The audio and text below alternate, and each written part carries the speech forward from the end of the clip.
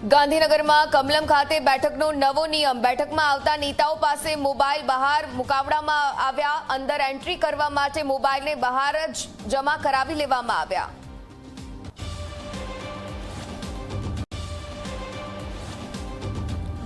સાબરકાંઠા જિલ્લામાં ચાંદીપુરા વાયરસનો કહેર। વધુ એક બાળકનું ચાંદીપુરાના કારણે મોત। સાબરકાંઠા જિલ્લામાં ચોથા બાળકનો જીવ ગયો।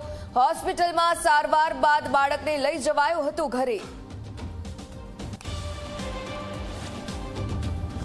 સતત બીજા દિવસે નાયબ મુખ્યમંત્રી હર્ષ સંઘવી અસરગ્રસ્ત વિસ્તારની મુલાકાતે। ભટારમાં અસરગ્રસ્ત લોકો સાથે મુલાકાત કરી લોકોની રજૂઆત સાંભળ્યા બાદ કરી કેશડોલની સહાય।